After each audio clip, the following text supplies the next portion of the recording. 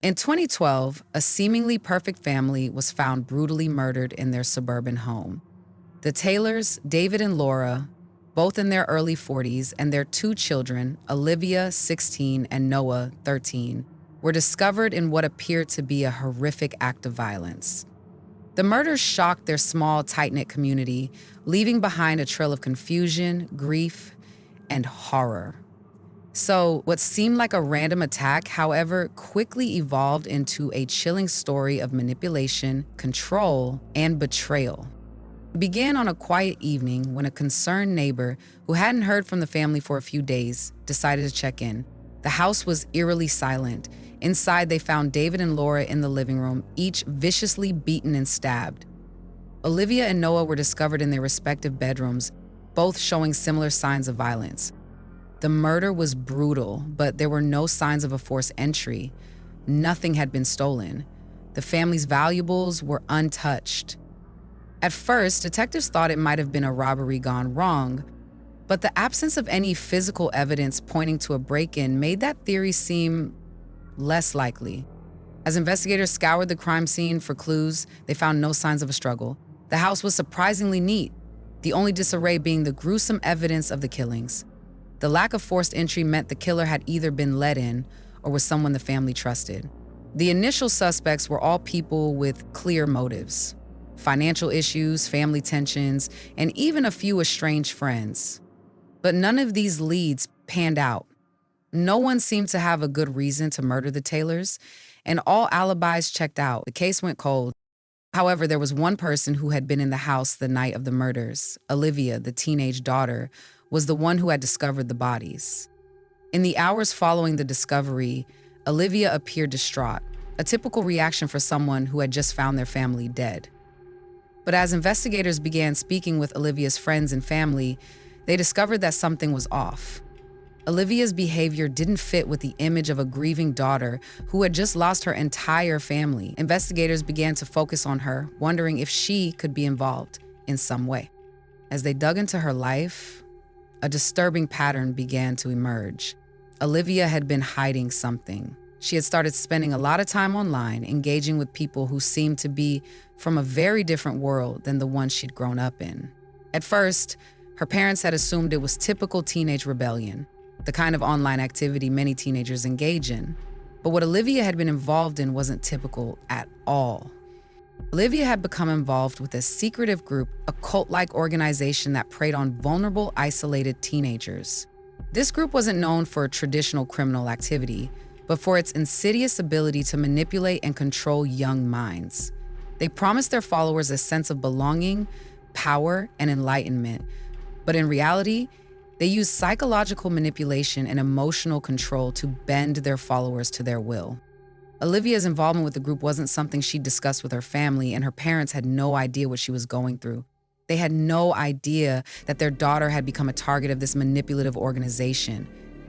As the investigation continued, detectives uncovered that Olivia had been recruited by this group, drawn in by their promises and by her growing sense of alienation. But this wasn't just a group of like-minded teenagers. It was a sinister organization with dangerous goals. In the weeks before the murders, Olivia had begun to change. She became more withdrawn, more obedient to the group's teachings. The group's leaders had convinced her that her parents were holding her back, that they were evil forces keeping her from realizing her true potential. They told her that the only way to break free from her family's control was to eliminate them. They told her it was a righteous act, one that would free her from their influence and open the door to her true destiny. But Olivia wasn't acting alone. It wasn't just the cult that had manipulated her. There was someone much closer to her, someone she trusted completely, who had been secretly pulling the strings all along. That person was her uncle, Laura's brother. Her uncle had been grooming Olivia for years. He had embedded himself into the family, creating a facade of the loving, concerned family member, but behind the scenes, he had been manipulating Olivia, using the cult's influence to twist her perception of reality. He knew how to control her, how to make her believe that murdering her family was the only way to escape her oppression. When Olivia finally carried out the murders, it wasn't because she was acting on her own volition. It was because she had been manipulated and brainwashed. Her uncle, the man she had trusted most, had played a key role in convincing her that she was acting on orders from the group. He knew exactly how to exploit her vulnerabilities and turn her into a pawn in his twisted scheme. The night of the murders, Olivia, under the complete influence of her uncle and the cult, killed her parents and her brother, believing she was fulfilling some greater purpose. Her uncle, meanwhile, had positioned himself as the mastermind, guiding her every step from behind the scenes. His manipulation was so deep, so subtle, that no one had ever suspected him to be anything but the concerned family member. But in reality, he had been orchestrating this entire tragedy, using the cult to control Olivia and through her to destroy the family he resented. The truth came to light during the investigation when detectives uncovered evidence of Olivia's uncle's involvement with the group. He had been using psychological manipulation for years, grooming Olivia for the ultimate act of betrayal. The more they uncovered, the darker the story became. Olivia was arrested, but her story didn't end there. As the trial unfolded, the extent of her uncle's psychological control over her was revealed. He was convicted of orchestrating the murders and sentenced to life in prison. Olivia, too, was sentenced, though her role in the killings was seen through the lens of her manipulation. The court found her guilty of the murders, but also recognized the deep psychological scars she carried as a result of years of abuse and control. What started as a shocking murder case turned into a chilling story of manipulation, betrayal, and a family torn apart from within. Olivia's story serves as a grim reminder of how vulnerable young minds can be when targeted by those who seek to control them. And it left a question that would haunt the town forever. How well do we really know those closest to us?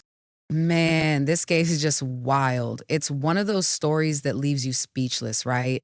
The layers of manipulation, the betrayal, it's almost too much to wrap your head around. Stuff like this really makes you wonder just how well we actually know the people closest to us. The names, the details, and the sentences of this case are not real. These made-up scenarios allow us to explore suspenseful situations without exploiting real-life tragedies. Our goal is to create thought-provoking mysteries while respecting the privacy and dignity of real people. Thank you for watching, and let us know your thoughts below.